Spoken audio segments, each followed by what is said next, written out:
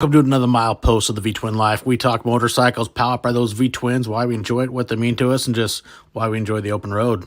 V-Twin Life is brought to you by CrashIncClothing.com, also known as Crash Inc. on the World Wide Web. Man, Brad is on a lot of stuff. You want to get some merchandise, you want to get parts, you want to upgrade stuff on your bike. He is a dealer for a lot of great companies, so check out CrashIncClothing.com and see what they got for you. Now, we got Wild Ass. You want to add some comfort to your ass? Man, Wild Ass has got you covered. They've got something you like. Use that promo code DWoods. Get yourself free shipping and put that ass in comfort. Can't forget Custom Dynamics, leading the world in LED lighting and LED technology. Man, these got some great stuff. You want to light up your life at nighttime? You want to be seen during the day? Hey, check out Custom Dynamics. Can't forget Lexan. These guys got some great comm units. I just got the new G16s. Man, you want to talk quality? These things are awesome. Loudspeakers, plus they got some air pumps, small ones you keep in your bike. They're ready to go. So check out Lexan. So now, let's get to another milepost of the V-Twin Life. What is going on, everybody? Welcome back to another milepost. We're at 110. I know it seems like I haven't been here in a while, but I figured, got good old Michael, a.k.a. Two Wheels to Survive. Figured we'd recap our crazy turn and burn trip for Turbo's birthday, where that was quick. Down to SoCal and back in 74 hours for me. But yeah, that was a fun ride. It was hot. Yeah, it was. Yeah, it was a good weekend, man. It was you ended up at 2,700 miles? It was just right at like 27-ish. Yeah. I was gonna say I was like 24, so not bad for 72 hours, 73 hours, and still having time to party with the crew. And that was quite the birthday party, but we ended up leaving later than planned. I ended up having to work longer, so getting that late start Thursday at like 4:30, I think I left town. Yeah, I think we linked up about 6 down here. So yeah, we're talking, was it the Maryhill rest stop? No, Maytown. Maytown, there we go. I always get it confused. I always want to say Maryhill, but that's on the Columbia. Maryhill's the other side of the mountains. Yeah, a little south, a little east. A little south, a little east. It's just like a tank of gas difference. No big deal. Yeah, a couple miles. A couple miles. A little bit other direction. But no, it's cool that we linked up with Andrea Tooney, who she was cool enough, had a friend that put us up for, I don't even know if you call it the night. It was more like a power nap down in, what was that, Sutherland, Oregon? We were there, 6 hours, something like that? That might have been, yeah. I think like 5.5. The driveway was like 6. The drive in to drive out was like 6 hours. Not, that's including everything. Yeah, getting to sleep at midnight and then up at 4:30-ish. Yeah, that sounds about right. On the road at 5 or whatever it was. Yeah, the timing actually was just right because we ended up meeting Frank perfectly down in Weed, California. Yeah, man, it was a lot colder in the Siskiyous than I think any of us planned on, especially Frank. Yeah, he was. What did he say? He was hitting low 30s. Yeah, I think he said 35 or 36 he hit coming through. So I had to stop and buy some more wool socks. So, that was also it was fun. A good trip of testing fuel range. Yeah, you definitely pushed the limits on yours a little bit. I did. That first stop Thursday night was like 4.975 gallons, and then I knew it was going to be close getting into Weed, watching the signs and the fuel gauge, but I think climbing that last little, I don't know if you want to call it mountain pass or whatever, that screwed me. Run out of grade coming into Weed there. Yeah, run out of gas a half mile before the gas station where Frank's sitting. Yeah, and keep in mind, he's got a 5-gallon tank on his roadglide, so yeah. But then that's also why 4.97 is a lot. Yeah, I also packed that cheap insurance of the those fuel bottles. Yeah, they came in handy. I was glad you had them because I didn't have my tour pack, so I was packed a little different, a little lighter this trip. So I didn't have my extra gallon on me, so I wouldn't have been able to help you out either. I like to carry them. It's a cheap sense of insurance in a way. It's nice knowing that you have them when sometimes, especially going through different areas, because you don't exactly know where your fuel stops are or gas stations. It's like, well, this says, so far. It's like, oh, there should be something coming up soon. And oh, look, there's not. And, Yeah. Like I say, I usually, especially on trips like that, I usually have that usually have that gallon on me. But my tour pack cracked on the way to the 120th. And cool part is I bought it when I bought the bike. So it fell under warranty, and they were swapping out the tub on my tour pack up at Eastside. Just didn't get a chance to get up there and get it picked up before we left for Cali. So I ended up packing a little different, packing ultralight compared to what I normally do. You wouldn't have known it. Like if you look at the cover photo for this episode, like there's a sleeping bag, a sleeping mat, a Gore-Tex bag for my, like a bivy cover for my sleeping bag, a pillow, plus all my stuff, plus all my clothes and everything for the weekend are packed in that bike in that picture. Yeah. So what do you mean? Are you running like ultralight, basically like backpacking gear that you have? So all three, my sleeping pad, my bag, and my pillow all come from a company called Nemo. I think Moto Camp Nerd. I don't know if you ever checked those guys out. They're kind of cool. Carry them. So they're bike packing / backpacking gear. So they pack down pretty small. My sleeping mat packs down to about the size of an Nalgene bottle. So not too small, not too big. Yeah. My sleeping bag, my Nemo Disco is rated to 30 degrees. And it's not like a super tight mummy. It's what they call a spoon. So it's kind of hourglass shaped. So I got some room to move around in it, but it's good down to 30 degrees. And it packs down about the size of a half shell helmet. And then my Nemo Philo packs down to about the size of a 20-ounce bottle of soda.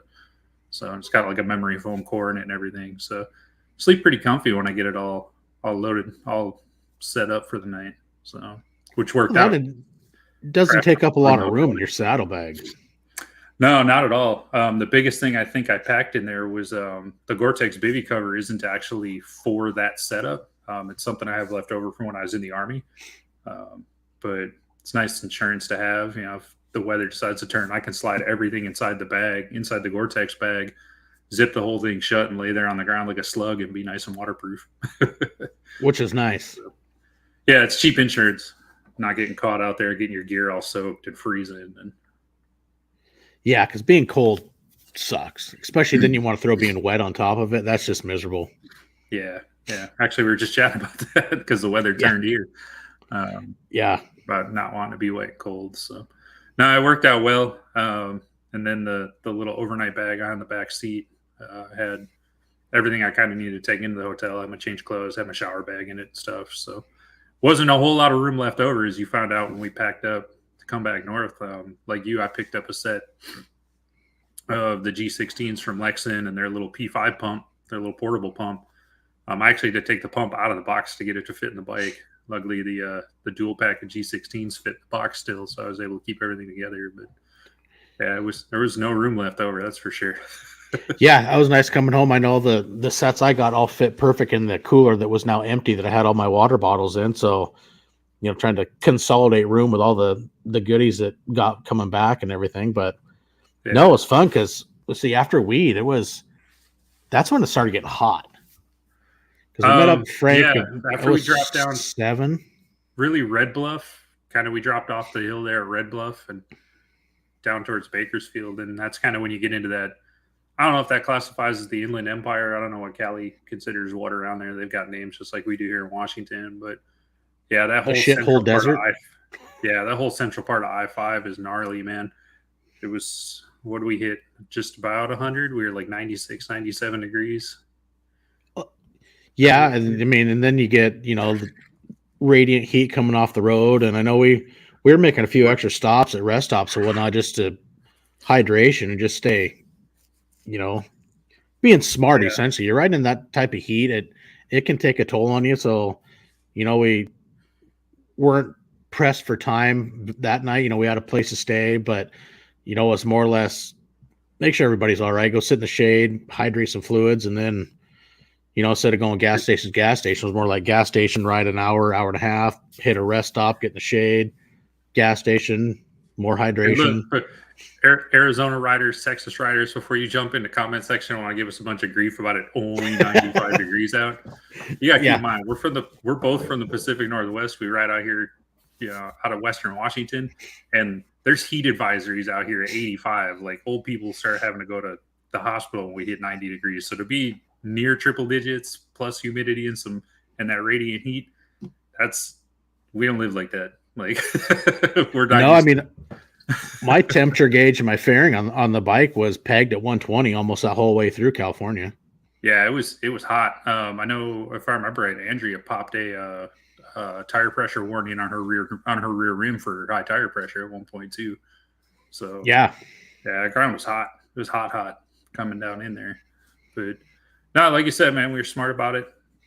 Took the extra stops, even if like the butt felt good and the gas tank was still relatively full. Like, no point in getting heat stroke and ruining the weekend that way. And then then we hit the Grapevine. Then it cooled off. Yeah, we hit the Grapevine, and that was crazy, man. Like, as soon as we passed the exit and hit the hill, it was like somebody turned the fan on. Like, it instantly cooled off. It was like riding through a wall. It was pretty crazy.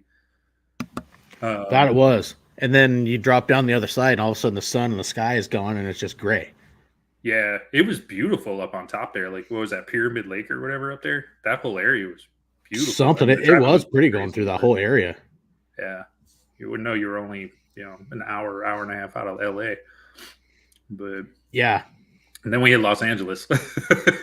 Yeah, then that was an education, because I've never been, I guess because I don't live down there, I'm not familiar with it when it comes to lane splitting, where it was just something I've never been a fan of, just because I guess I never experienced it. But getting down there, and it's like, okay, you can sit in traffic for a long ass time, or we're gonna lane split. And yeah, it was pretty crazy. We hit that last gas stop in Grapevine there before we went over the hill, and Google had us at like 3 hours and 15 minutes or something for the arrival time, and we were like 160 miles out, and like we hit 100 miles out, and it still said we were like 2 hours and 57 minutes out. Like, we gained no time, and we knocked like 60 miles off the odometer. It was pretty wild. Good example of how crazy the traffic was down there in LA. And I was with you, man. At first, I didn't, never done lane splitting. I know kind of the rules around it. It's got to be like under 30, and not more. I think the official rule is like not more than 5 miles an hour faster than the traffic around you or whatever when you're filtering. But we saw some of the locals down there just mobbing, still doing 60 between the cars, which is none of them were baggers though. Yeah. But no, it's crazy how down there, because I guess they're so accustomed to it. I noticed we're sitting there. It's like everybody's trying to think of, okay, we're going to try this, what we can do. And then the cars just like start moving over, and they're looking back at you as they're moving out of the way. Like there's an emergency vehicle coming, but they're moving out of the way to let you through. It's like, holy crap. Yeah. It's pretty cool. This is different.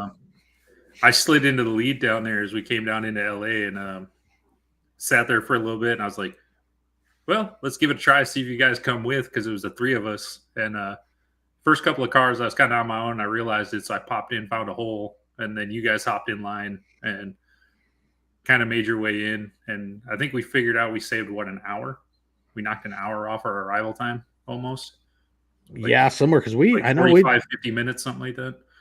Yeah, it was pretty split wild for a while, and then it's like traffic get going, so you just hop in and then stop. So then, all right, cool, let's back to the center line. And no, you give whole new respect for it. I will say, especially for me, because I've always thought it was kind of stupid. These guys are crazy doing that shit. And then once you get experience it firsthand, it's like, okay, this is not at all what I was expecting or thinking is how it's going to be. It's definitely a kind of a cool relationship between the cages and the bikes down there, and the awareness the cars have to kind of move over. It was that was kind of cool to see. I know they've been trying to pass that law up here in Washington for probably 5 years now, and it keeps failing on the assembly floor. But I don't know, man. I don't know if I'd want to do that up here when the weather's, like it is this weekend. It's 60 and raining. Traffic's doing 25 miles an hour.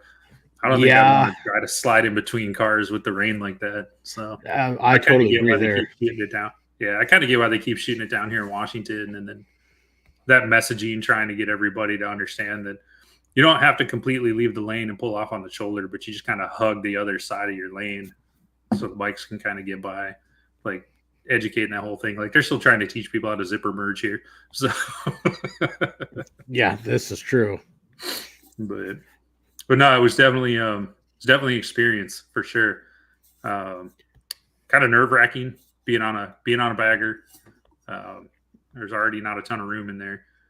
So Yeah. at least I had the benefit of being on the Road King, so I didn't quite have the fairing. I don't have the the Batwing or the Shark Nose like you and Andrea did, so I get a little less stressful. I just had to be more mindful of like not forgetting about my bags. Yeah, and then I think for me the little nervous part too is like a couple of the semis. It's like, man, I really hope he sees me. It's like I'm trying to watch the cars, but trying to look in that truck's mirror to see if I can at least somewhat try to see eye contact in a way. But there's a couple semis, even they were trying to get out of the way too. It's like, shit, this ain't bad.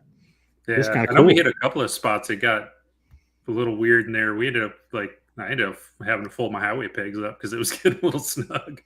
There just wasn't a ton of room because traffic wasn't really moving, so the cars didn't have a chance to clear the way. So the bike fit, but they weren't allowed to make the extra room for us. Yeah, that there was. And those were some of those decisions where it's like, well, do we keep pushing through or do we wait till it's rolling a little bit to make room? And I'm like, man, we might be sitting here for an hour waiting for these cars to start rolling. So let's just go ahead and sneak through here because if one bagger fits, they'll all fit. Yeah. Then it's like, you look at, Google Maps, like on the phone or whatnot, you get a point where you're kind of at a dead stop. It's like, dude, the red line just keeps going and going. Oh, yeah. Like, holy crap. And like dark red. Yeah. Not even the bright red, just dark red. It was crazy. But no, it was cool to finally get through that. And then, get down to, I can't remember exactly what town was it. Santa Clarita? No, technically the hotel was in a different town. I mean, it borders Irvine, but yeah, get down there, Riot was there and Jessica. I didn't realize how close to the coast we were, dude. I didn't realize we were that far, like that close to the beach till the next morning. Yeah, because when we went down to Lexington, it was literally you could see the beach from the end of the road where their shop was. Yeah, I didn't realize we were. I knew we were on the coast because where we were at, like in the LA metro, but I didn't realize we were like a mile or two from the beach by the time it was all said and done. Or like hour and a half from the Mexico border.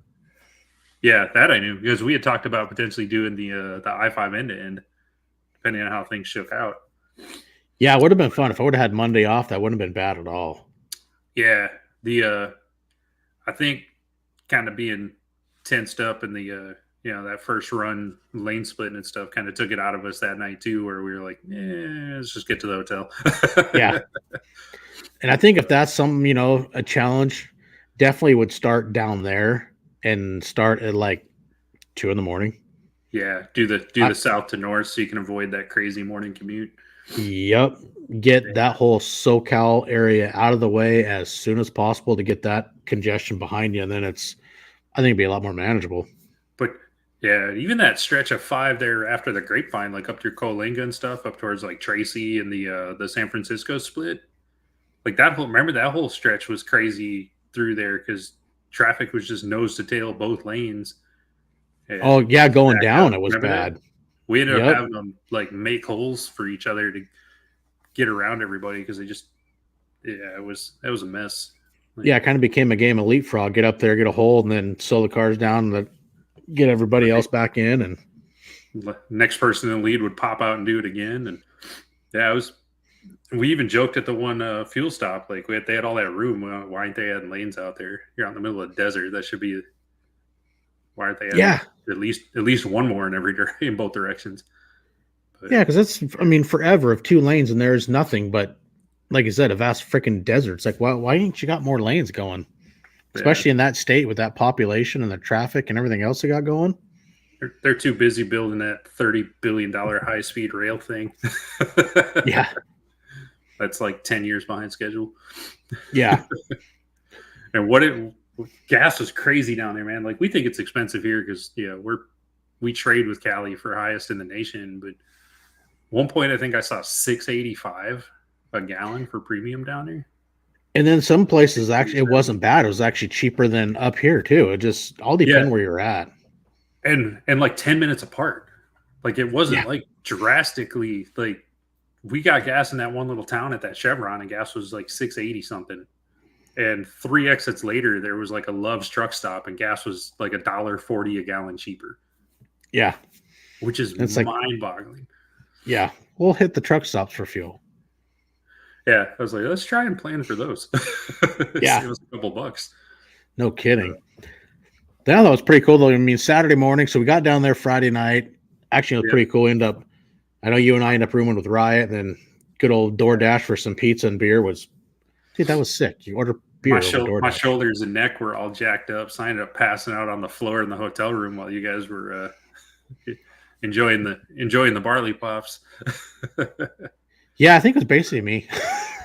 But it was kind of cool to, get a bullshit with Riot and, Jessica and Andrea kind of hang out there. Because I think Riot ended up having like 4 hotel rooms. So, yeah, that was pretty cool.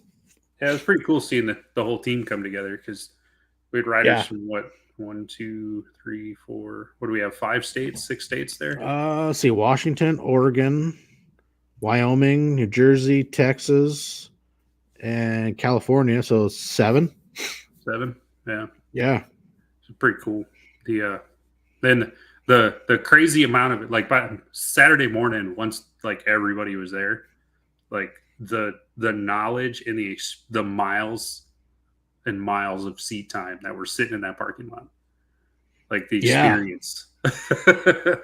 Actually, I don't remember. There might have been 8 because I can't remember if Gopher is from Arizona.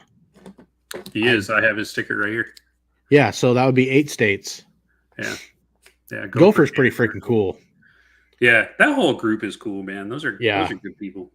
So, and like I said, it's a vast knowledge of people that when you have questions about stuff, especially when it comes to getting more into the long distance riding, what do you want to call it, the hobo style, the old Hokahay Hotel. Yeah. A lot of those guys have so much knowledge and they're great about answering questions. There's no attitudes or anything. They're open books. Hey, you want, this, and it's a great group to be part of, and great friendships. I've got to meet Gopher now a couple times, and it's been a lot of fun. All those guys. Yeah, I mean, you figure I think you and I are the only ones. Might have been the only ones in the group that didn't have a Hokahay number. Yeah. And we had how many multiple time finishers? Well, actually, I think me, you, and Jessica. She's not.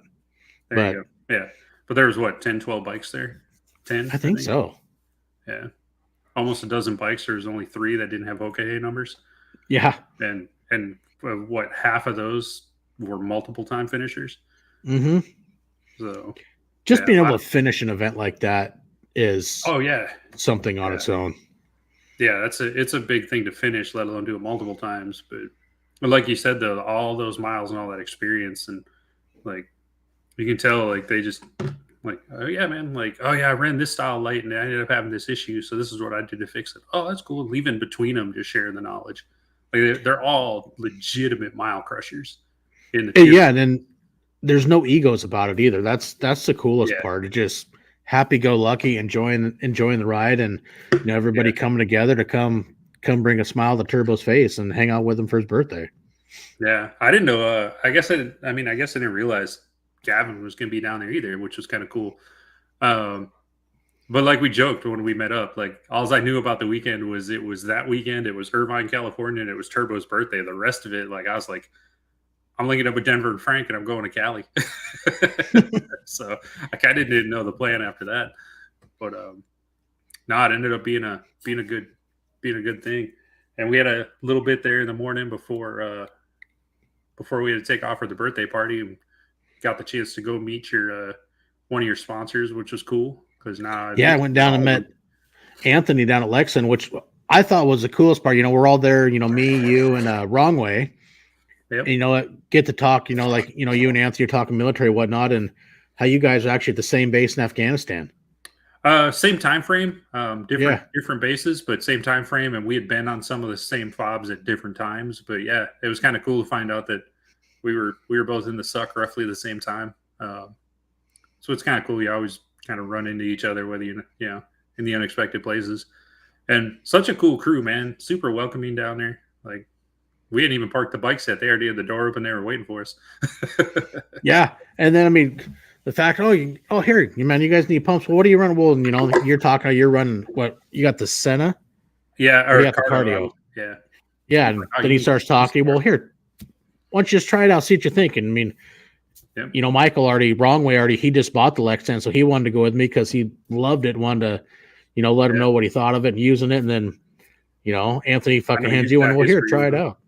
Yeah, I know you've got history with them, so which is kind of cool. And like I said when I was there, like that was one of those deals, like, especially like the pump. The pump was on the list. I just hadn't gotten around to ordering one yet. Things like tires kept taking the budget away. Yeah. I've had the LT4 Pros, the Lexans, their last model, for 2.5 years, and I've never had an issue one until it was about 2 weeks ago. The one on my wife's home, for some reason, you turn it on, it would turn itself back off, and you'd battle it for about 5 minutes, but then it'd be okay. But the battery life was absolutely amazing. And I was telling Anthony about it. He said, well, come down. He goes, we'll get you these ones because they do have a new model coming out in the next few months. So, but he wanted to replace the FT4 Pros with the G16s for now, and then we'll test out the new ones when they come around. But for unit, they've been amazing. I know when I first got them, I broke a clip putting one on. I emailed them back, and actually I think it was Anthony that I ended up talking with on the phone, and he explained basically I was trying to put the unit into the clip wrong and broke it. But he's like, hey, don't worry about it. We'll send you 2 of them. If you do it again, you'll have an extra one. And their customer service is great, and it's been a good product for me. I'm very happy with it. So I'm glad to be partnered with them now because it's something that I've used for a while and a product that I like. You works well for me. You ran your LT4 through both Monsters Over Mountains, right? Yeah. So no question on battery life there. No, because I can say my Monster 100, I turned it on when I got the Safeway to start that morning, which I think we started like 4. And I listen to music all day long in my helmet, making phone calls, calling people because I get bored, and, got Google Maps or whatnot running. And so, I mean, it's running nonstop, and it literally died that night when I pulled into the gas pump. 22 hours and 57 minutes later, the battery died. Yeah. That's pretty damn good. Yeah, for sure. And like you said, it's not like it was just sitting in standby on the side of your helmet. Like, you were using it. So. Oh yeah. Yeah. I won't name the other company, but it was good to kind of hear because Lexan's a little newer to the scene as far as names go. But then when you're talking to those guys and you realize like their kind of senior leader team that got Lexan going like came from a company that in the early 2000s were like the go-to in comms, really early mid 2000s there. They were kind of the go-to. I remember when I got on Blacktop back in 2008, like everybody's like, you getting one? Are you getting one? Oh, there you go, Amy. Yeah, that's like I can testify to that. I called him because I thought we went to a different rest stop, and it sounded like he was sitting at the house.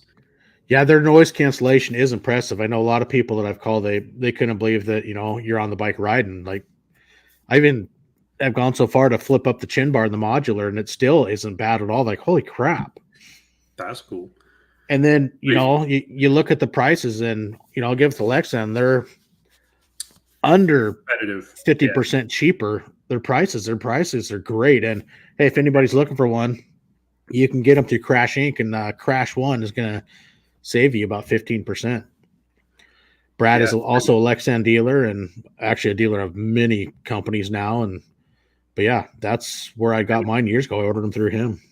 And the stuff's coming out of SoCal. So it's not drop shipping out of a warehouse in China, or Vietnam or something. Like it's coming out. We saw the racks full of them sitting in SoCal waiting to ship.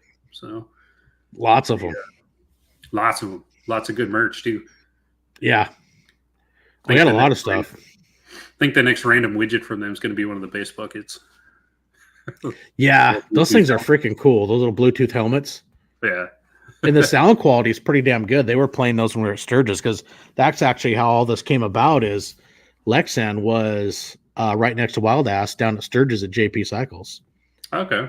There you go. And so that's when I got to talk to him, and he saw the Crash Inc. stickers, and of course he knows Brad, and bing, bang, boom. He's like, well, want to be part of it too. So let me on board. I'm like, sweet. Right. Here you are. Yeah. Right on, dude. Yeah, so that was cool. Like you said, got to swap some stories with them and talk gear and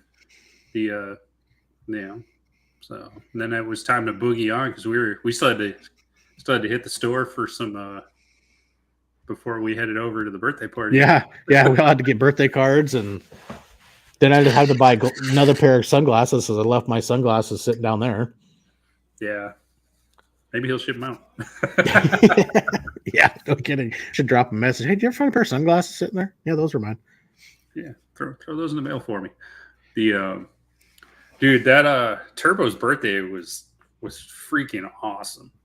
That was freaking impressive. And was it Glendale Harley that the owner was friends with Frank's brother, so loaned him his personal Ural with sidecar to take Turbo to the party. So we all gotta ride the motorcycles and do a little escort him down there. Watch that kid Superman that was it was a Grom, right? I think it was a Grom. Yeah, it looked like a Honda Grom when we went by. I still don't entirely understand what happened there. Like he was up and then he was down and then he was up again and then he was laying in the street looking like someone cut his strings. I got to go back because I'll have to see if I think I have a short clip of it. It's on the 360. Yeah, I got video of it. Yeah, so that was an interesting because we kind of had to cut off traffic to get around that. And dude, the thing I don't know if you noticed it because he flopped, all the cops come there, and then there's Turbo pointing, cops. Yeah, I died laughing. I was laughing at that too. Him and Goat definitely kept us on our schedule when it was time to get out of the parking lot at the hotel. Like, get on, Goat the dancer. Yeah, both of them. Let's go. Come on. It's like, all right, we're getting there. But then, the birthday party was impressive. All the car clubs and the cars, and the fire department coming through, then the police department hearing about it, them coming through, and just the parades of cars was impressive. Yeah, it was definitely cool because he had it's probably like the Irvine Import Club because he had a bunch of the Japanese stuff, the JDM stuff, which was cool because there was some super rare, like GTRs and a couple of Skylines. A couple of Skylines. Yeah, there was that nice 270 Fair Lady that came in.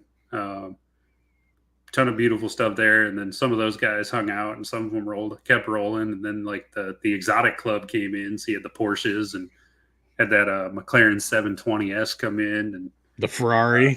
The Ferrari that we all joked we wouldn't be able to get back out of if we got in it. I'll tell you what, though, the one bronze colored Datsun was that little 280Z on full air ride. Yeah. Little wide body kit on it. That thing was impressive. Yeah, there's some beautiful cars. And then actual show used Knight Rider car showed up.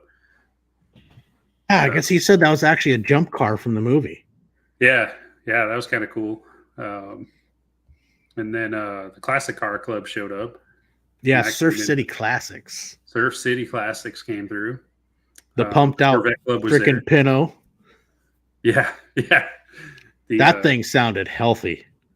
Yeah, she had a big old bump stick in her, that's for sure. Oh yeah. Corvette Club was there, so there were some nice C7, C8 Corvettes. That C3. Oh, there's some, and goddamn, some of those sounded impressive. Yeah, that Z06, that C7 Z06 definitely had some work done to it. And then that C8, that black mid-engine, that Z51, he definitely had some work done too. Oh, you could see the Pro Charger on it. Oh yeah, the turbo was down underneath. I'm like, holy shit. Yeah, the tuner's laying in the passenger seat. Yeah, I would get in so much trouble. Oh yeah, and it was cool because there was half a dozen cops there that turned up for the birthday, and they didn't make a big deal. As those guys were leaving, they let them make a little noise with them and didn't give them too hard of a time. Nobody laid any rubber. Everybody was respectful about it, but just proof that the cops get it, man. Like if you're being right place, right time. There's a time and a place for things. And they enjoyed some good tacos. Had some good tacos for him. Chased a bunch of hoodlum kids down the middle of the street. Yeah, those kids trying to make a runaway. God dang kids. Well, then, you had like, yourself and myself, we were parked on the sidewalk because the small little parking lot, they ended up trying to pack as many cars in there. So people walk around and check them out. It's like, well, I'm not going to get blocked in because I know, you and I were kind of on a time crunch. So it's like, I'm going to park out here where I know I can get out and ain't going to be a deal. Yeah. I pretty early on, as all that first wave of cars showed up and blocked everything up, I joked about the neighbors weren't going to be too happy with the party, and the lady next to me is like, "I'm one of the neighbors. I think this is awesome." Yeah. I was like, lesson learned: invite the neighbors to the party, then they can't be upset about the party taking over the neighborhood. Yeah, because there was a lot of people showed up for his birthday party. Holy cow! I mean, his mom and dad did a great job. I think his mom really planned a lot of it, but no, it was. Yeah, she did a phenomenal job with all the. God, there was so much food inside, all the cookies and the churros and tacos and Frank's hot dogs. Yeah. She's like, I know I need roller dogs for my bikers, which was cool. Yeah, it was it was definitely a cool event.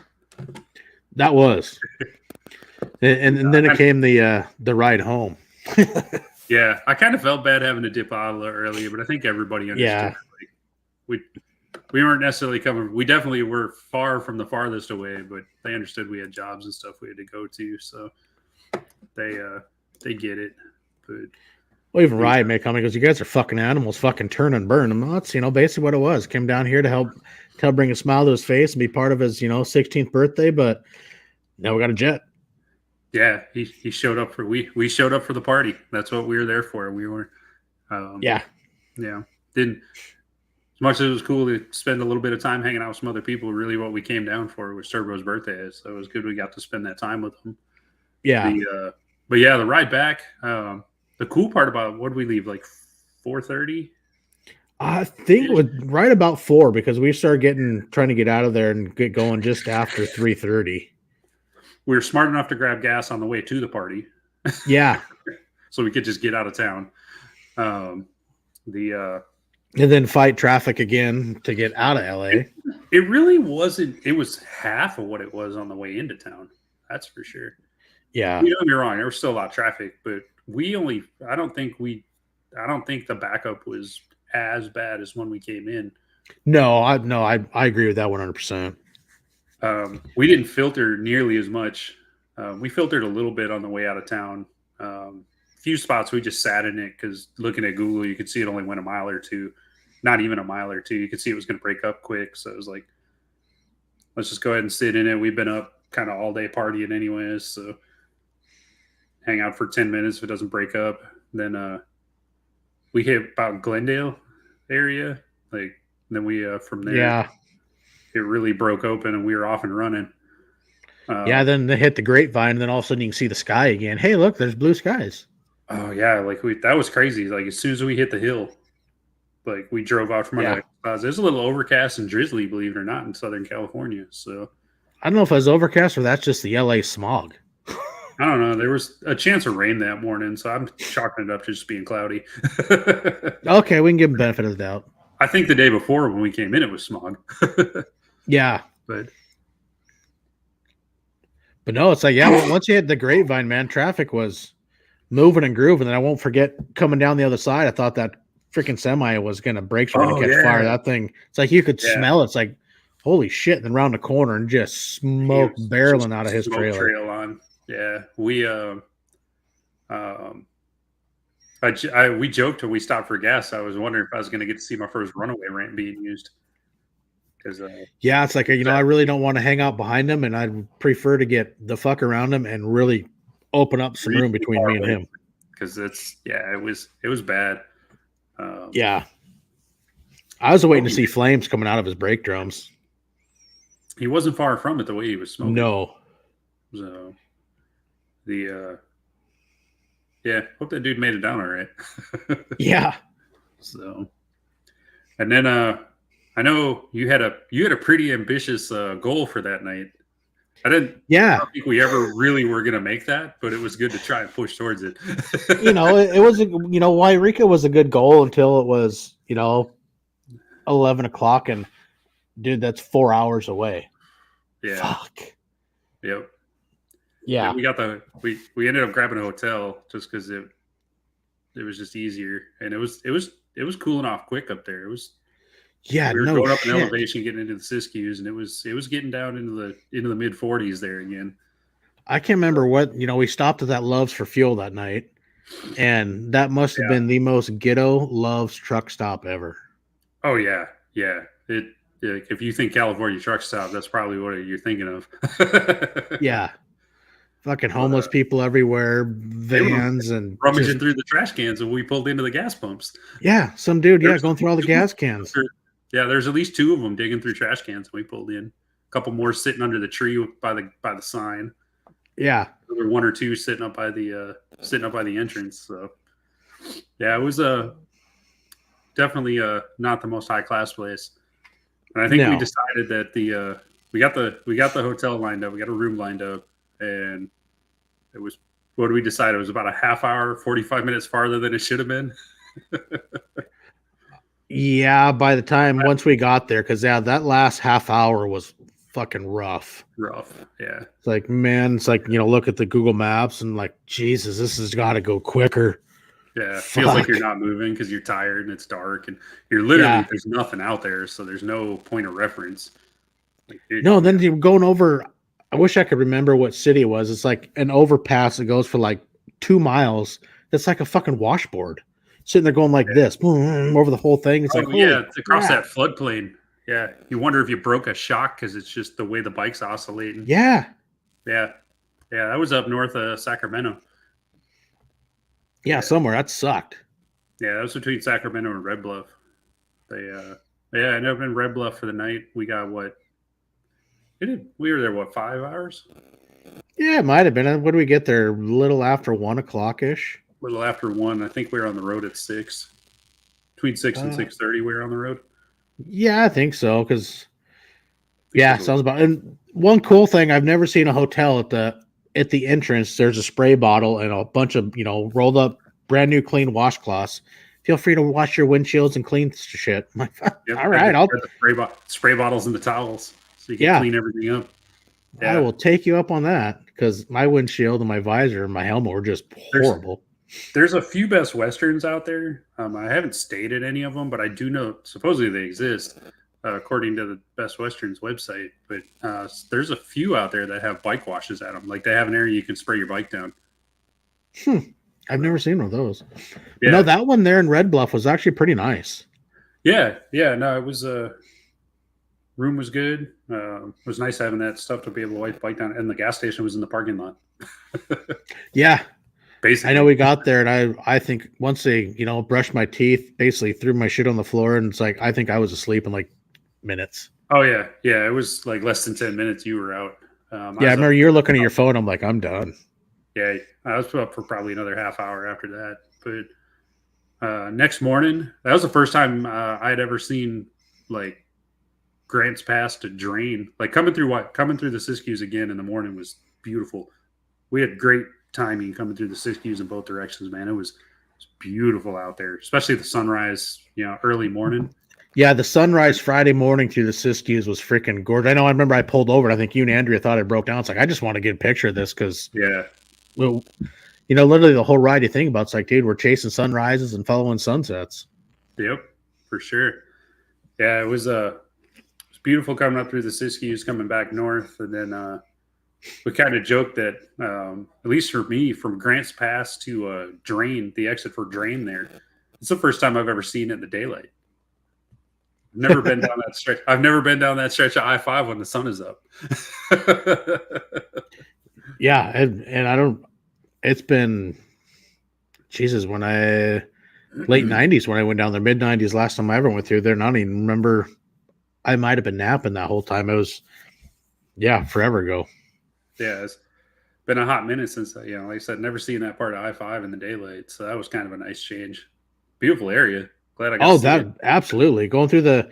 I will say Southern Oregon and Northern California through the Siskiyous and the mountains there, it is a beautiful ride coming Oh down yeah. by, Oh Shasta yeah. and that other reservoir around the corner, and you got the big old bridge across the lake. And there is Yep. some beautiful, beautiful country there in Northern California on that ride. That is for sure. For sure. I'm just usually out on the coast at 101 when I cross down through there, so I don't get the full experience, I guess you could say, because I'm kind of skirting the edge of the mountains there, sticking to the water. So, It would have been which fun worked. to, yeah, it would have been fun to ride some of the PCH for sure, but it just wasn't in the books for this one. Yeah, if we had if the party would have started early, a couple hours earlier, maybe, but it wasn't really the reason we Yeah. were out on the ride. But Yeah. so cool part is, I was just reading Hyperion, so it's the tallest tree down there is like 700 years old or something. They place between 600 and 800 years old. So I think we got a couple weeks to go catch up with them and check out the redwoods. And Yeah. Yeah. be Next nice summer. be nice if I could get through there when the sun is out. I always seem to hit that small stretch right where you go up over the hill there inside the park. It's always, I get that coastal, the marine layers packed in there. So Good old fog. like full experience when I run through the redwoods. So it's a beautiful area though. It's a fun ride. Redwoods Highway is such a great ride. So even if you're not sightseeing, it's a fun road if you can get the motorhomes out of the way. Oh, on the PCH. Yeah, that stretch of 101, and then that's what 395 or whatever that runs out to Grants Pass. Yeah, 395. Yeah, if you run down to Grants Pass, hit 395, and run that to the coast, catch 101, and drop down, like that's the Redwoods Highway. So they call it, and yeah, it's a great ride. Like you get on the southern side there on 101 on the California side of it, and like the trees are literally pushing up the fog line on the road because it's like giant tree, blacktop, cliff face. There's like there's no excess in there. So Yeah, it's on my list. It's one thing I do want to see and ride, but yeah, it's like this one. It just wasn't in the cards. The main thing was just get down there for turbo and then get back because work's calling. Yeah, you had like a 03 work call or some crap. So. Yeah, I got home at I had a little more 6:30. room, man. I didn't have to work. I didn't work till noon on Monday. I had a little more time. I barely hit Shelton after we split. I'm home. I'm like, fuck you. I was like, he probably hasn't even hit the split out past Black Lake. I debated following you back up to Port Angeles and looping it and turning my day into a K in a day because I had that much time before work. But I was like, we were making good time. Also, home of Bigfoot. That's where it began. Well, talking Bigfoot, when what was that dealership we stopped at? We got gas down in Willamette Valley. Willamette Harley-Davidson. They had all the Sasquatch Harley-Davidson stuff down there. Yeah, yep. That's kind of funny because you didn't even see it when we hopped off for gas. I thought you were hopping off to go to the dealer. No, I was hopping off just for fuel. Yeah, it's like, you want to hit the Harley dealer since we're here? You're like, where is it? I'm like, it's like 3/4 of a mile down the road. It's the other end of the off ramp. Yeah, sure, lead the way. I passed that dealership a dozen times, never stopped in. So finally grabbed a poker chip from him. Yeah, it wasn't bad. No, not bad little dealership. No, I mean, they'd say it. A Harley dealer's a Harley dealer. Yeah, true. So some of them got more glitz and glam to them because they move more iron. But at the end of the day, man, if you've been to enough of them, you're just kind of like, yeah, I just want my poker chip. Leave me alone. Yeah, exactly. And one like that's like, when am I going to be down there again in that area? Who knows? So it's like, you know what? Might as well just add that chip and be able to knock one more off the list. Yep. Yeah, add it to the collection so you can say you've been to that one. Because you luck out. Like you catch some of them, how many, especially right now, you have dealers closing up around the country or being bought out and folded into other dealers. So the names change. Kind of how many dealers are you going to find that's open on Sunday? Also that, I mean, this time of year, peak riding season, you'll see a lot of them have some Sunday hours, but a lot of them, they're like, we're closed Sunday because we're going riding. or Yeah. just business isn't busy enough. Like Sunday, Monday is when they're closed. So Oh, and that comes from years ago when your mechanics and your sales guys were all riding racing on Sundays, and Monday you work on your bike, you recover, you go back to work Tuesday, and that's just been a thing well, of motorcycle dealerships for a long time. well, and like me growing up in Wisconsin, there, just down the road from corporate, just south of Milwaukee, there, like I don't know if it's still the case, but if I remember correctly, growing up, like you weren't allowed to sell cars by state law on Sunday, so the dealerships couldn't be open because they were dealerships. So Huh, didn't know that. yeah, so it could have just been a thing that permeated out from corporate too, early on. But like you said, you think back when we were kids, like a lot of places were closed on Sundays. That's just what you did. So it's kind of nice to see a lot of the family-owned shops still doing that and giving the employees their family time, and especially during the summer, letting the riders go ride and stuff. So I'm not Yeah. mad at they're closed on Sundays. And even the ones that are open, usually their service department's closed. So Yeah. Yeah, I don't know. Once we got back up to Portland and, got hit that traffic congestion, it's like you just look at the center line, it's like, dude, it's wide open. There's so could much we go? room. Should we just do it? Yeah. Just fucking we split the shit. we had a pretty good clip, man. Coming after we grabbed gas in Eugene, man, we had a pretty good pace coming home. Yeah. Yeah. It was a good pace. Yeah, yeah.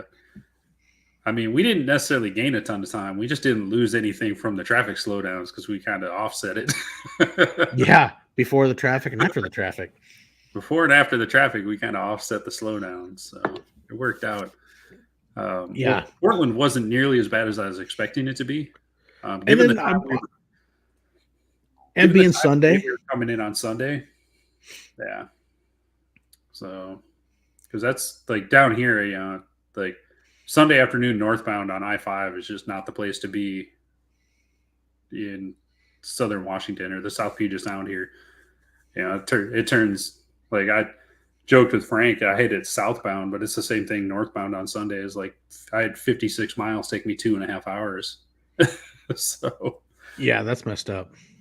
yeah, Frank lives over at Yakima and gets to the dealership faster than I do, and he's got a mountain pass and he's a little over 100 miles out.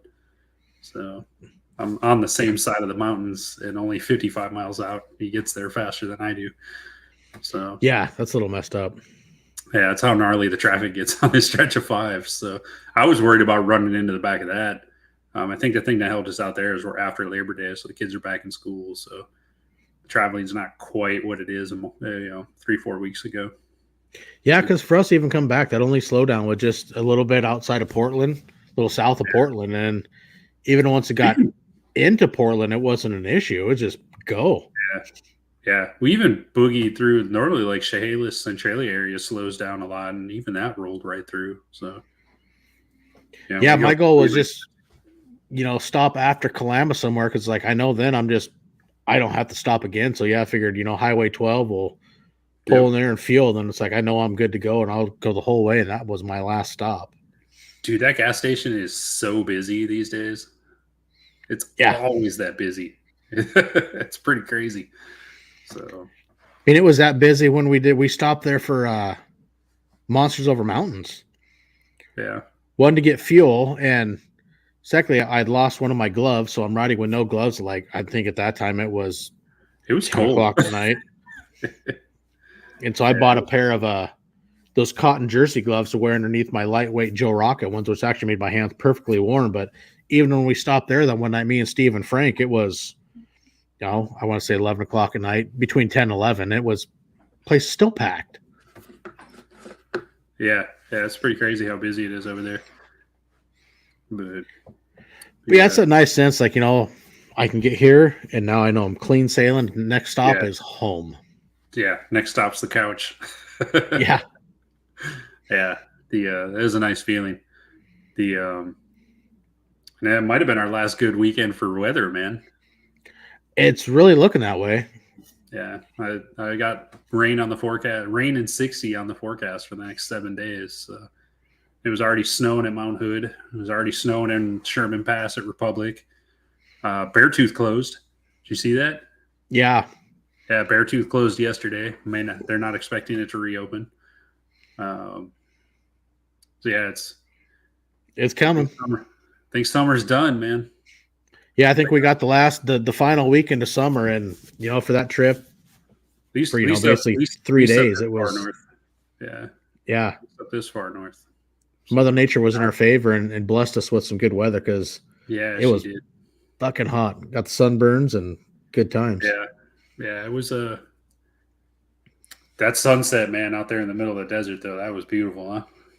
I got a couple good pictures of it. That was freaking gorgeous. Coming back home, Yeah, watching the sun slowly fade over the hill. Snapping a couple pictures and yeah. You just kind of like these are the views you don't get when you're sitting on the couch.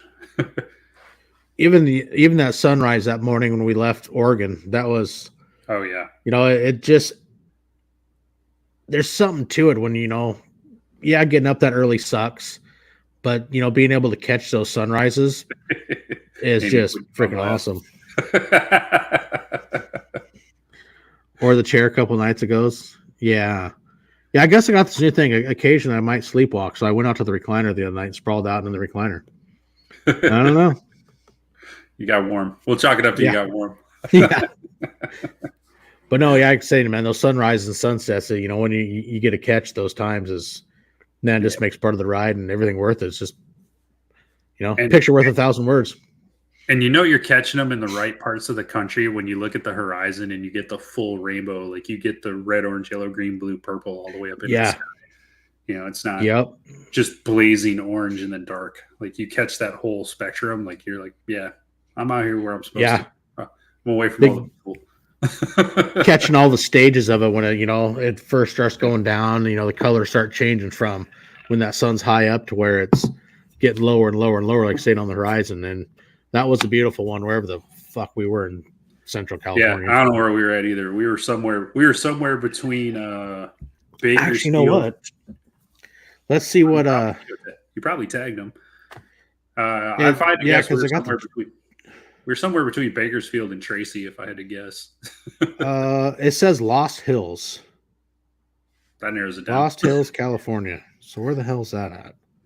Yeah. Now I'm curious. Now, Google, take me away. Lost Hills, California would be in the middle of this vast fucking nowhere. Yeah. On this 100-mile straightaway. Just north of Bakersfield. So wasn't too far off the mark. Yeah, probably 50, 60 miles, 70 miles, somewhere there. Yeah. Right on. Kind of in the middle of Coalinga and Bakersfield. Yeah.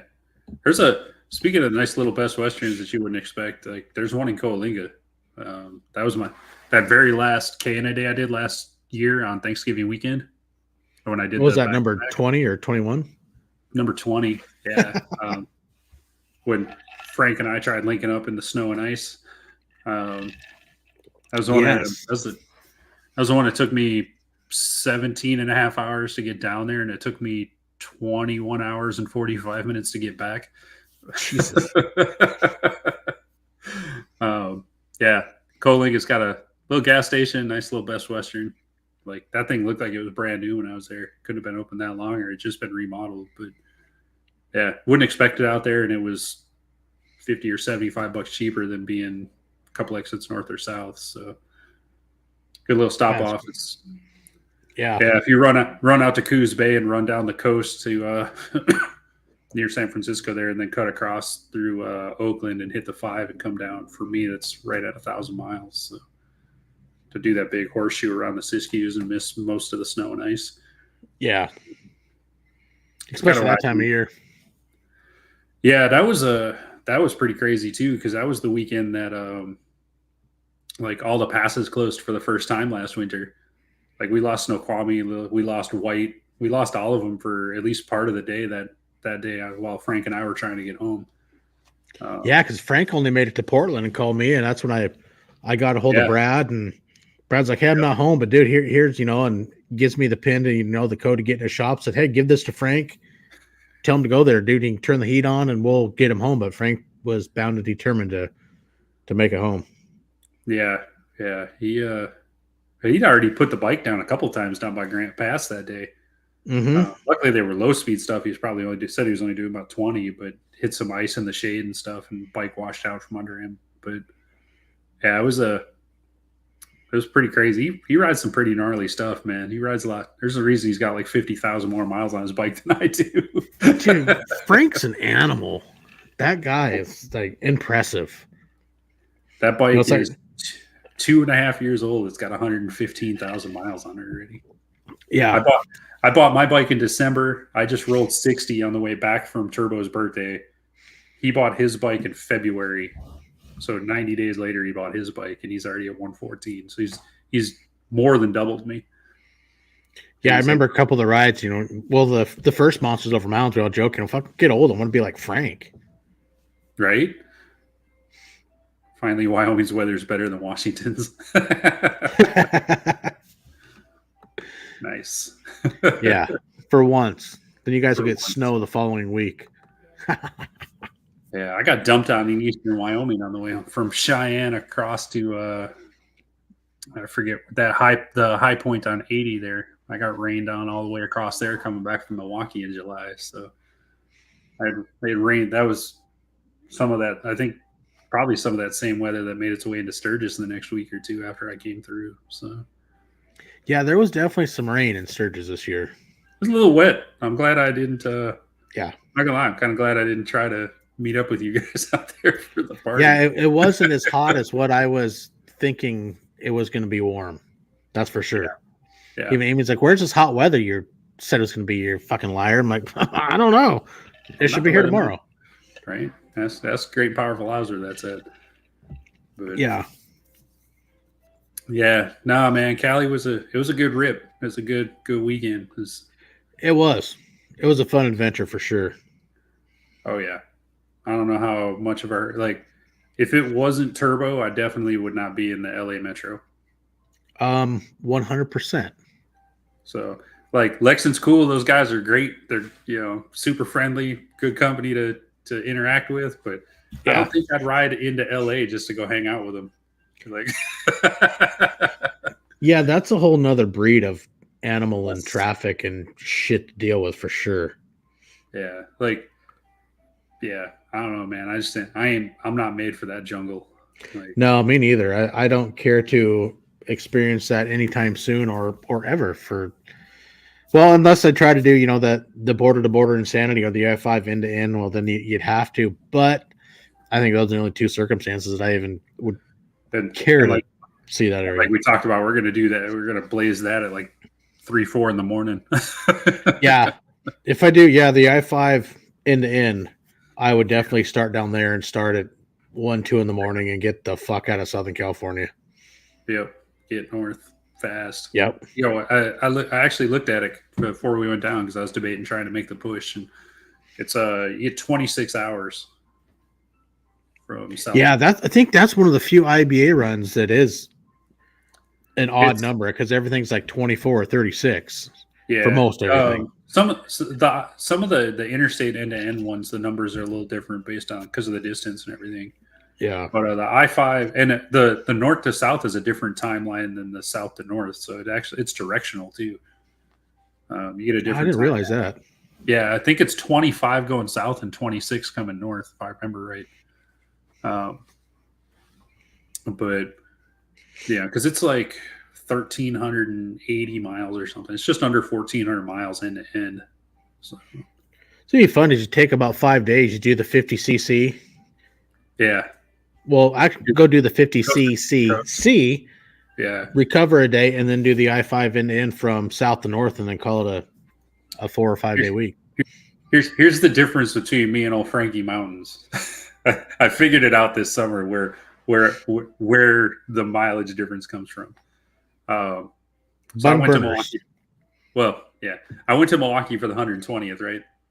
And while I was planning that trip, I was like, I could leave Milwaukee, do a saddle soar down to Florida, sleep for the night, like a legit sleep for the night.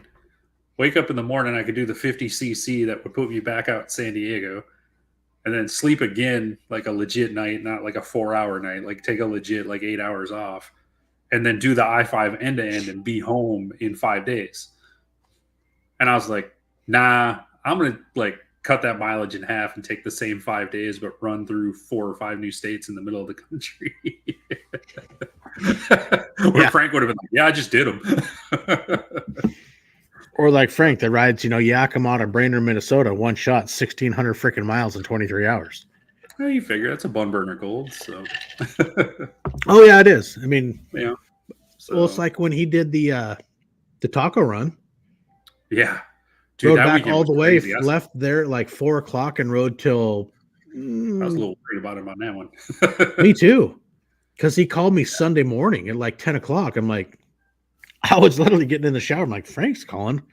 Okay, so, put on speaker and got a minute. Well, fuck, I'm just getting in the shower. Sure, I'll just put the phone up on the shelf. And, oh, yeah, sure shit. He'd been riding all night long.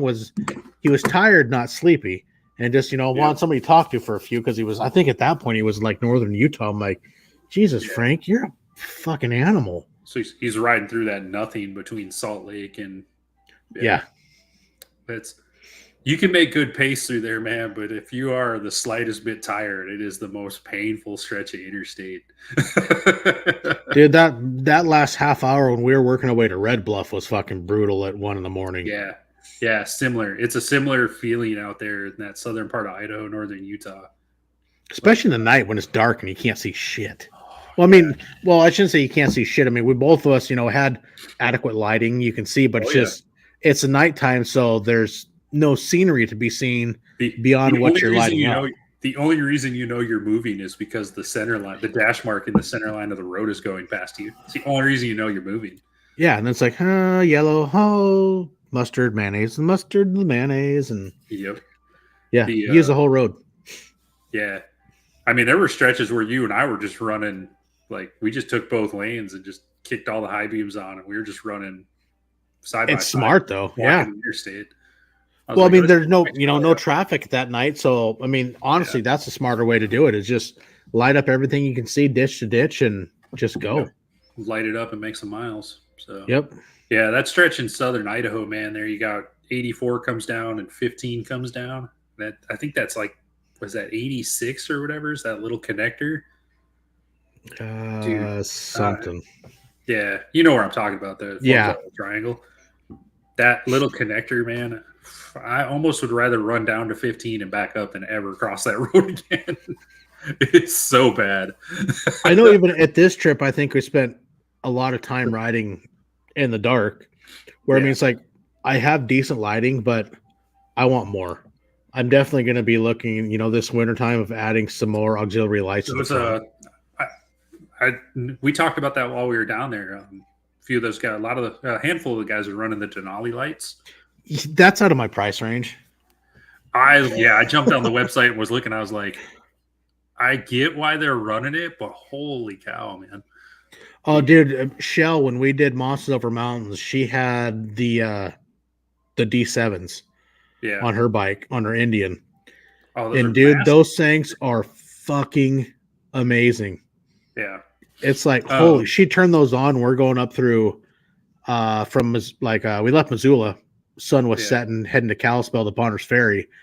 You get up some of those areas around Kalispell. I mean, it's dark as shit. And she would turn those on, and it's like, good God, it's like I'm not even running headlights or anything. And she'd click them on. It's like, fuck me. This is unreal. The only thing I was kind of looking at, because I'm with you, man, like those D5s, D7s, they're big and they're bright. They're a big assembly, too. Like, they're not a small light. No. But there's a Denali makes similar to the fog light mounts you have from Custom Dynamics that are down by your axle that mount on your brake calipers. Denali makes one that mounts through the bolts for the fender, and it's a bigger pod. It's like their D2, I think it is.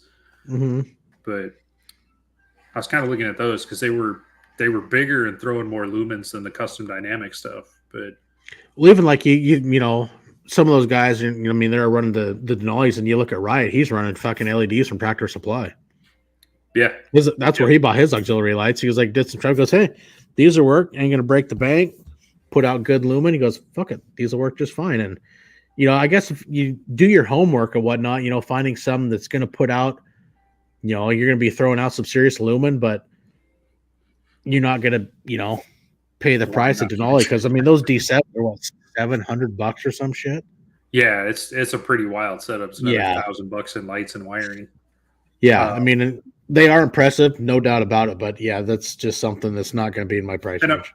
And I'm sure the CAN bus plug and play thing, kind of like you get from Custom Dynamics and Zero, like that being able to plug and play like that into your wire harness, like I'm sure that factors into the price a little bit. But I'm with you, dude. It's not anything I'd be buying in the next couple of paydays. No, I'll be, doing some searching and, research on, different companies and finding a good, LED pod that's going to put out some light, because that is one thing that, as the more I get into this with, enjoying the riding, pushing the distance, doing the, the endurance stuff, is you're going to be riding more time at night, and the more light you can have, the better off you're going to be. And granted, I mean, I got a good headlight. I'm very fortunate, be able to work with Custom Dynamics and whatnot, but it's still not enough. Your Custom Dynamic stuff is really good. Like, I know they're a sponsor, and it sounds kind of like we're bagging on a little bit, like, oh, it's not good enough. Custom Dynamics lights are amazing, man. We could see what a mile and a half. Yeah, we could see a mile and a half down the road. And I still need to fine tune my headlight a little bit. It's still going a little bit up, but I think we noticed at night that you're I think we definitely could tell at night when you kicked your high beam on, you still had some alignment issues with your. Yeah, it's still going up a little bit. It's like, bring it down more.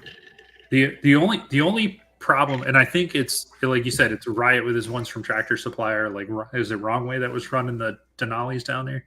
Mm-hmm. Yeah, with his Denali's, your Custom Dynamic fog lights down on the brake calipers, like. All of those are trying to solve the same problem of having that visibility down at the fog line in the ditch far enough ahead to give us some warning on things like wildlife. Like, seeing down the lane is not our problem. I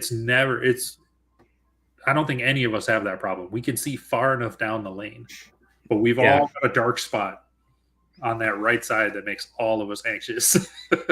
Well, that's why, I mean, like earlier, we're talking to Frank. If you look at Frank's roadglide, his fog lights, which I mean, he's also running the Custom Dynamics. They're turned at, I mean, not a 45, but they're kicked out to illuminate the side of the road. They're not straight with the headlight whatsoever.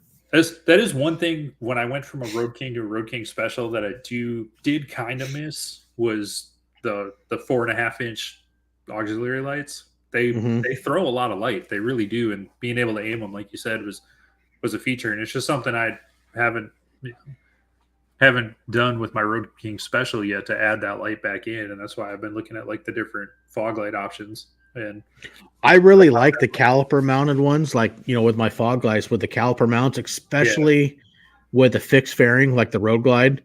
Yeah. At nighttime, especially, I know a lot of people bitch, well, you shouldn't be looking out in front of you. Yeah, it's that look down, go down. Yeah. but you get an area at nighttime, you're slow maneuvers, you're in an unfamiliar area. It is nice to be able to turn the wheel and see what's in front of your wheel and not straight ahead, because my headlights are going that way, but my wheel, you're getting out of an unfamiliar area. So, you're actually having to turn the handlebars, and you can illuminate and light up the area that you're not going to see in your headlights as much. Yeah. And having those lights down there, I freaking love it. Yeah. Mike's got it right there. People. Yeah. If you haven't been out there, like, I've been out some nights. I've been out on some night ops when I was still in the Army, like go out and do a night raid, and they're like, it's 2 or 3% of loom because it's, 3 o'clock in the morning, it's overcast, and it's, a new moon or almost a new moon, so there's no moonlight pushing through the cloud layer. Yeah, you can't see your hand in front of the face, so the only light you got is what you bring with you. Even on those nights, like night vision's passive night vision's useless. Like, you got to be running thermal or an extreme amount of light. And see, that's where it comes smart, as even it was after I talked to Riot when we were doing when we did Monsters Over Mountains the first time. Yeah. He was talking about, he goes, talk to the guys about it. He goes, you're going to be riding at night. He goes, this is one thing that's really worked for me is basically goes, it gets dark. He goes, I don't care if a guy's behind you. He goes, everybody turn on their high beams. He goes, adjust your mirror so you don't see the headlights coming. He goes, you're going to illuminate beside. He goes, everybody is going to be able to see because with so many bikes, he goes, you're going to be lighting up everything. He's like, it's just a smart way to do it. Or like, we did going down 395. It just run suicide. I mean, we got a 2-lane highway. We're going 5 wide. Everybody's high beams are on, and you can illuminate a lot of shit. Yeah, as long as you're not doing it through the twisties, you'll know when you got traffic coming. Oh yeah, and that's what we did too. We went back to single file, get around cars, and bing, let's go. We're 4 or 5 wide, and we're gonna see what we got coming. Yeah, I think things like that, like solving those problems, like you get into long distance riding, and the first thing is like, cool, how do I ride farther? All right, cool, I'm riding farther. How do I be more comfortable while I ride farther? All right, cool. Now I'm comfortable while I'm riding farther because my bars are right and I got my wild ass and I got good gear. And I got, highway pegs. I got the comfort, but now it's like, then it's like, but I'm thirsty. All right, cool. Then you solve with like the Moto Jug or, the big S cup holder or, whatever version you solve to keep the hydration thing going. Yeah. Like me, I got my, my Chase Harper tank bag and I keep my hydro flask in. I can unzip it. And that's how I'd solve that problem. But no, you're right. And then all of a sudden lighting becomes a huge part of that. And it's not even like we were saying, it's not even I can't see, it's I can see everywhere, but this one spot that I know trouble's going to come from anyways, because that's where trouble comes from during the daylight. Or flip that scenario. Here's the other thing that I thought of so many times is you hear it from everybody that wants to buy a bike. Okay, cool. I need to do a stage 1. I need pipes. I need intake. I need this. Not pipe save lives. Well, there's the flip side. Spend the money. Okay. Look at lighting. Look at safety. Okay, cool. You want to see where you're going during the nighttime? Brilliant. I 100% agree. But think about that in the daytime. You got those bright lights. It's going to make you even more safe. More safe, I think, is a safe thing to say. But you're going to be seen because you got, stock Harley lights suck. I mean, I'll say it. Their lighting is garbage. They're more and more. They're finally putting LED and stuff. But yeah, for their incandescent lights are trash. Oh, they're horrible. Even some of their LEDs. I mean, a buddy of mine bought a 22 street light. Yeah. But you upgrade that lighting, and people are going to notice you more in the daytime. I mean, I can ride my bike and literally get up behind a car. They're going to switch lanes because they fucking hate my headlights. Yeah. And they move out of the way, but people see them during the daytime too. And it's just, I think lighting people think of it riding at nighttime, but it's also going to make you more visible in the day when you have brighter lights, more lights on your bike. It's going to get attention and it's going to help you stay safer. In my opinion. Yeah, I'm with you. I think it helps for sure. I think one of the things that people are surprised, like, when you talk about like the long distance riders that I've been lucky enough to meet, like you look at that group when it was sitting in the parking lot, right? There was more than 500,000 miles on the bikes sitting in that parking lot. Oh yeah. Probably 750,000 miles. Yeah. There's probably 750,000 miles on the bike sitting in that parking lot. I think 2 of us had pipes, maybe 3. I think 3. The more than half of them were running basically stock bikes. They were running Legend suspension, wild ass, and a ton of custom dynamic or Denali lighting. Yeah, I think all the above of that. Well, actually, I mean, Custom Dynamics is now actually the official light sponsor of Mile Monsters. Exactly. And so, but yeah, those guys are Denali's, Custom Dynamics, and exactly what you're saying. These dudes are going out and laying down 10,000 miles in 10 days, 12 days during the Hokahay, and not one of them is like, I need loud pipes. The guys that are running pipes because they like them. But if it was a legitimate, like, it's safer, it's better, every bike in that group would be running some sort of pipe, I would think. Yeah. I mean, a lot of the guys might be, doing, the intake. There's a big thing of the internal combustion engine needs to breathe and it needs to be able to exhaust. So, get that intake. Like I said, a couple of guys might have been running slip-ons, but then the rest of the thing is comfort and then functionality of what they're doing. What helps me crush miles? Yep. Like I run a stage 1 on mine. I'd slip-ons and an intake, and it's got a canned flash on it. Like I don't have any dyno time on it. And it was literally like throw something at it to get a little bit of heat out of the motor. I mean, it's an air-cooled V-twin with monster cylinders on it. 114-inch motor, 2 cylinders. Like those are big pistons. Yeah. Yep. It's gonna generate some heat. Yeah, you're making some heat. So if you can throw a little bit at it to get a little more air in it and help it out a little bit, like I added the fan behind the oil cooler to help it out. I've got the crossflow fan to pull heat off the back cylinder. Like, it wasn't about like let's make more horsepower. It was like, how do I make this thing go? It's about increasing your longevity. Yeah, like to ride that bike through Death Valley in July and not have any kind of issues with it, which I've legitimately done. You've ran some places. Yeah. That's no shit. 115 degrees at 7 o'clock in the morning or 8 o'clock in the morning, and the bike, on an air-cooled V-twin, and she just powers right through it. Doesn't miss a beat. Sitting in traffic in Las Vegas in July, doesn't miss a beat. Like pass. That's what I'm after. No, I don't want to be in it any more than the bike wants to be in it. Yeah. But if I'm going to be in it, I need the bike to be okay. Right. That's always kind of been my approach to gear. But yeah,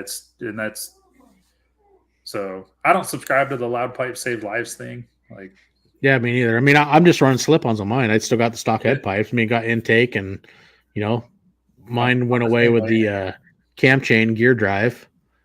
Yeah, but these M8s are a little weird. I think don't get me wrong, like the engine builders out there are really good at what they're doing, but they definitely had to learn going from the twin cam to the M8. Like we had the twin cam for so long, like throwing the trick, like you should roll in. And you're like, I want this. Like, oh, you want this, this, this, and this, and you're going to get exactly what you want out of it with the twin cam. And it's been 5-6 years now with the M8. I don't quite think we're there. 2017, I think was the first. Yeah, 17 was the first one. Yeah, so we're 6 years in. Mm-hmm. Essentially, I think you're still working the bugs out of them. Yeah. And as far as like the tuners and the engine build shops and stuff, I don't know if we're quite there where we just have the notebook that's like, this pipe, this intake, this fuel map, right?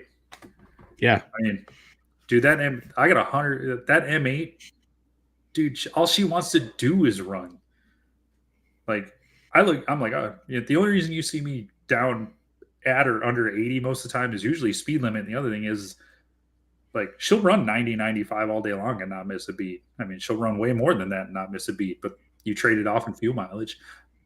Yeah, and that's no shit because, 65 to 70, I noticed, when we were, picking it up coming home, my fuel mileage went down a little bit. Yeah. I get north of 85 and I can almost watch my fuel gauge go down. Yeah. Because, going down there that night when we went to Oregon, I was getting 48 miles a gallon going down. Yeah. And then once we hit I-5 down there, then we kind of picked up the pace and went down to about 43, 42. Yeah. Yep. And like, it's never, especially with these new ones, man, it's not a question of having enough power. That's for sure. I mean, don't get me wrong. There's plenty of guys that are like, no such thing as too much power. Yeah. Very true. The more you build on them, I mean, you're a former racer, man. The more you wrench on them, the more you got to worry about the reliability. And that, exactly. And that well said. And that's where I think that there is that limit. It's like, cool. It's like we said, these bikes are built very restricted. Let it breathe. Let it exhaust. Of course, throw some pipes on it, but you get rid of the California emissions. You get rid of some of that stuff. And you really let the motor breathe, and you're going to get the longevity. But when you start going bigger and bigger and bigger, you're getting into that side where it might not go as far, but that's just my personal opinion. Yeah, I'm not a master mechanic or anything, but I'm not either. But a little bit. I put enough miles down to watch the dudes to watch some of these dudes have issues. Yeah, and you do give it a couple goodies. Okay, I just maybe I want a little bit more torque for this situation, and then this, and like now I'm good, and hey, that can be great. And but to each their own. Everybody has their own system, what they want. And man, if you want to build bigger is better, fucking do it. I'll watch it. I'll follow along. It's the same advice I give. It's the same advice I give all the people shopping bikes. They're like, "What bike should I get?" I'm like, "Look, man, whether you're building it or buying it, mine's a 6." Yeah, I was gonna say, which one are you talking about, Nick? You're talking about me or Mike? I got a 5-speed. Yeah, he's running 6. Yeah. But I have the same advice for everybody, man. As long as you're honest about what kind of riding you're going to be doing, it'll steer you towards what you want to do, where you want to spend your money. Yeah, there you go. I was thinking about that too. I was like, Yeah, I wonder if Jason's tuned in and seeing us kind of. But he's got that CVO money now, and then now yeah, it looks like he's turning CUDA into a rally bike. I'm really. Oh, he went with took the tour pack off, and he's gone with the big Pelican case. He's got the he went with the built himself the Yeti Moto jug for hydration, and it looks like CUDA is turning into a rally bike. So I'm kind of curious following along on that adventure to see where CUDA goes, because he didn't trade her any kept it. So now he, of course, has had the new saddlebag crash bars put on, the new one, the Denali D. I think he went to D5s. I can't remember 5s or 7s, and some other goodies put on the new one, and of course some stuff you can't get yet because it's not available the for bike's so new. Yeah.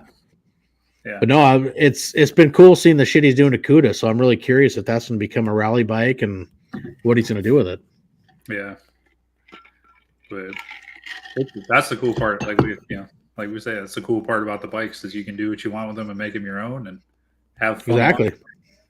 So but yeah, man, we definitely. I think we're all trying to solve that lighting thing for those nights. Yeah, I think everybody's for sure. I know. Yeah, both of us are in the same boat, but it's cool though. With you and I became friends years ago. Being able to, I don't know how many times we tried to hook up beforehand. So just nothing worked, and I mean, shit. Now we just rolled, 25 between you and I, 2,500 plus to 2,700 plus, and in a 3-day run and. It was like Tuesday. You're like, you're going to Turbo's birthday, right? Yeah, cool. Let's link up. There's a catch up on the way. So yeah, which it's been fun. The friendship that we got to build over the years of social media wise before met up in person, and man, it's been a lot of fun, Mike. I greatly appreciate the friendship and the miles that we've been able to put down, and the shit we plan and that we still get done. Yeah, for sure, man. Same here. I definitely appreciate the friendship. Like I wouldn't know the Mile Monsters if it wasn't for you, dude.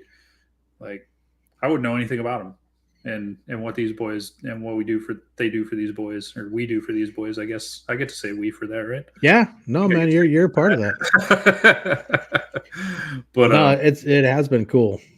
Yeah, like it's cool having some more friends around the region to definitely ride with. You, Frank, met Andrea through you. I met Brad through you. Colin out Central Washington, I met through you.